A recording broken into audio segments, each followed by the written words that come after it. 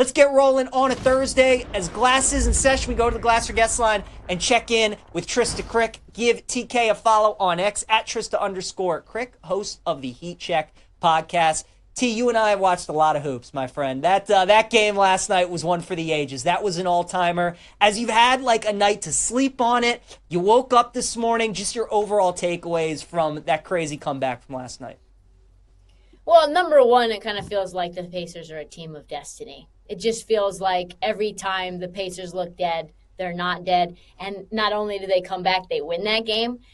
And I think you kind of said it, that there is a crushing emotional element of looking like the better team for pretty much the entire game except for the last 2 minutes. You got 35 out of Karl-Anthony Towns. You got over 40 out of Jalen Brunson. You really don't get those types of games from both of them clicking on all cylinders at once. And it's going to be hard to get that many times again. So the fact that they didn't come away with the win in the way that they did it at Madison Square Garden, being so crushing, it feels like it's going to be really tough to sort of lick your wounds, get up, and do it again tomorrow with some sort of convincing fashion.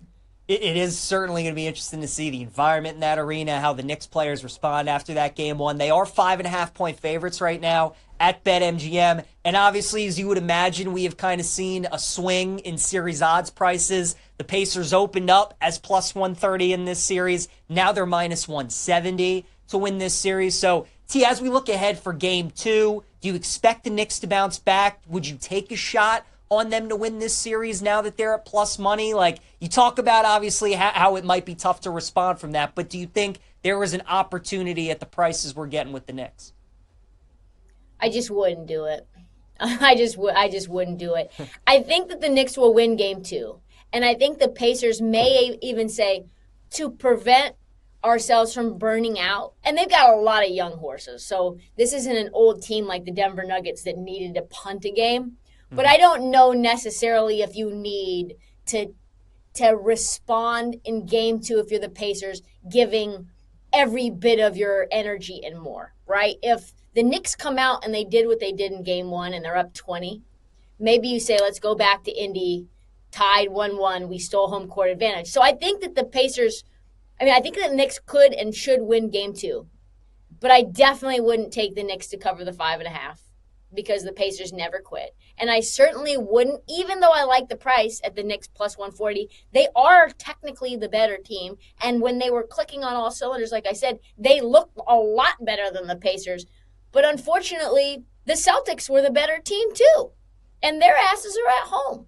So I just wouldn't bet this at all. I think you probably take totals in the game better. I would take the over, 226.5? Yeah. That hit 273 in overtime, 250 points combined without OT. I still think the defenses are trying to figure out what they're going to do with pick and roll. You got Karl-Anthony Towns in drop coverage. He's getting eaten up by the guards. There's going to be a lot of points happening early and often and fast, right? They give up easy buckets pretty quickly. So I think if I was going to play game two, it would only be the over.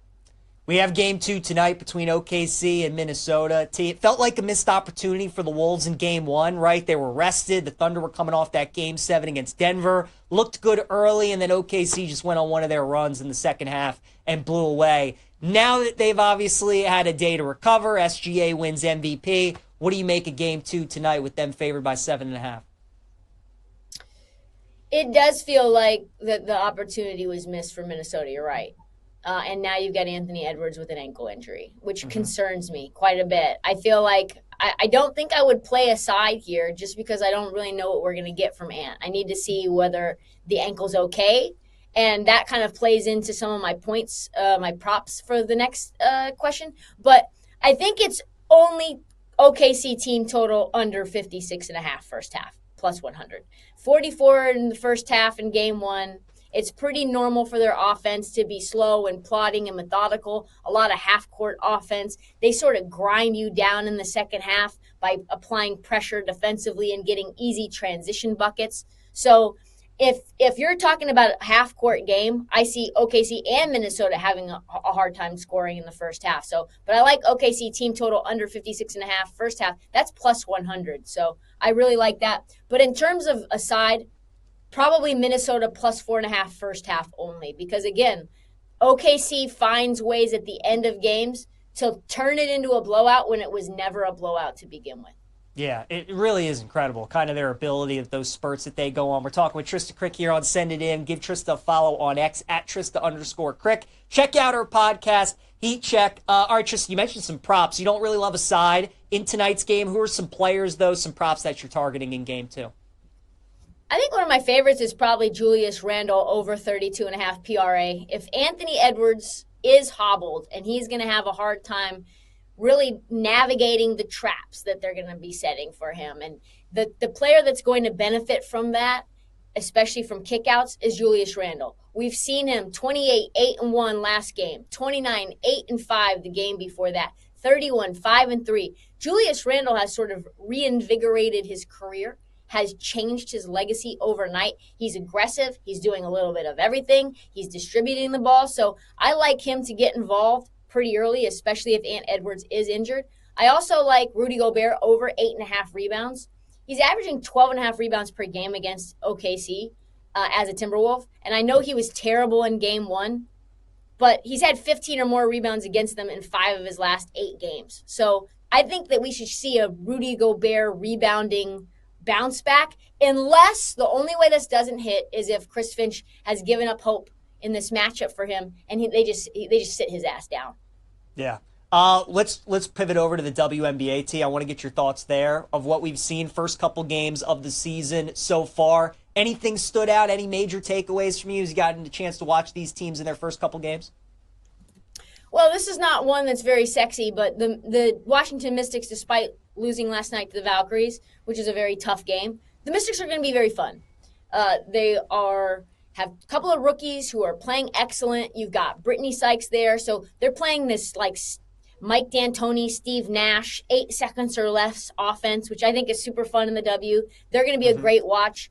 I think the Fever look like they've added a bunch of pieces that help Caitlin Clark. So that's interesting. I think the Aces take a step back. They don't look great.